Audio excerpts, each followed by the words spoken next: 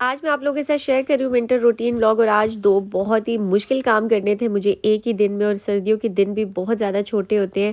खैर, सबसे पहले यहाँ पे बना ली मज़ेदार सी क्रीमी सी कॉफ़ी, और कॉफ़ी ना पीऊँ तो सारा दिन ही एक्टिव नहीं होती मैं। और बस नींद तो नहीं आती, लेकिन ऐसे ही एक्टिव नहीं रहती, सर चकराता रहता है। और बिल्कुल भी आज धूप नहीं निकली थी, तो हम हीटर चला के जो है ना वो काम कर रहे थे। आज मुझे ड्राइंग रूम को सारा क्लीन करना था, डीप क्लीन। और इसमें सारी एक्स्ट्रा जो चीज़ें पड़ी हुई थी, यहाँ पे मसाज मशीन थी, इसके अलावा सफ़ायर से कुछ शॉपिंग की थी वो यहाँ पे थी। इसके साथ साथ आयरन वगैरह कुछ जो चीज़ें होती है ना, यहाँ पे हम ला के रख देते हैं न्यू चीज़ें, और वो फिर इस तरह से पड़ी रहती है कि कचरा लगती है। खैर, यहाँ पे जब सारी क्लीनिंग होगी ना, तो इतना सुकून मिल गया कि बस जैसे बहुत बड़ा काम कर लिया हो। और यही बहुत बड़ी खुशी होती है जब आपका घर क्लीन होता है। डेली बेसिस पे ये क्लीन हो रहा था, लेकिन वीक में एक बार डीप क्लीनिंग लाजमी करनी होती है, और सर्दियों की वजह से टाइम नहीं मिल रहा था। 2 वीक से बिल्कुल सेट नहीं किया था। खैर, उसके बाद दूसरा मुश्किल काम मुझे करना था। आज हमने करनी थी ग्रॉसरी। मुझे ना सर्दियों में ग्रॉसरी करना थोड़ा सा मुश्किल लगता है।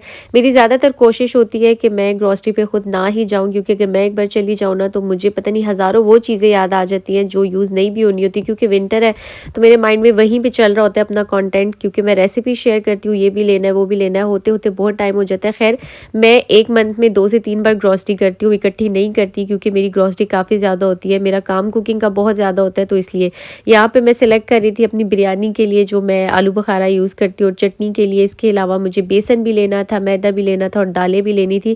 खैर, मुझे ग्रॉसरी में बहुत ज़्यादा हेल्प करवाते हैं मेरे हस्बैंड। अगर मुझे कोई चीज़ भूल भी जाती है, वैसे मैं लिस्ट बना लेती हूँ, लेकिन अगर मैं विदाउट लिस्ट भी आ जाऊँ ना, तो वो मुझे बताते हैं ये चीज़ भी लेनी है वो, क्योंकि ग्रॉसरी मेरे साथ कर करके उनको भी बहुत ज़्यादा एक्सपीरियंस हो गया। और ऐसे मुझे भी बहुत ज़्यादा आसानी हो जाती है ग्रॉसरी करने में, जब आपका कोई पार्टनर हो ना, आपको बताने वाला। बहुत सी लिस्ट में चीज़ें होती हैं, लेकिन फिर भी कुछ ना कुछ रह जाता है। यहाँ पे खैर मैं पास्ता वगैरह देख रही थी, और मुझे आगे रमज़ान से पहले आप लोगों के साथ बहुत सी अच्छी अच्छी रेसिपीज़ भी शेयर करनी है।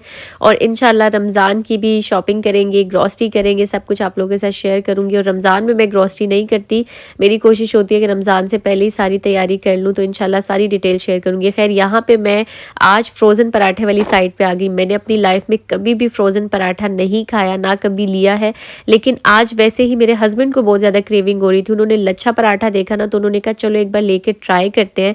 तो मैंने कहा चलें, ट्राई करने में कोई हर्ज नहीं है। और उसके बाद मुझे कुछ सेल्फ केयर करनी थी, और मैंने अपने लिए कुछ शॉपिंग की थोड़ी बहुत। और ये मेरी मंथली ग्रॉसरी नहीं है, 15 डेज़ की ग्रॉसरी होती है। आफ्टर 15 डेज़ मैं दोबारा ग्रॉसरी करूँगी।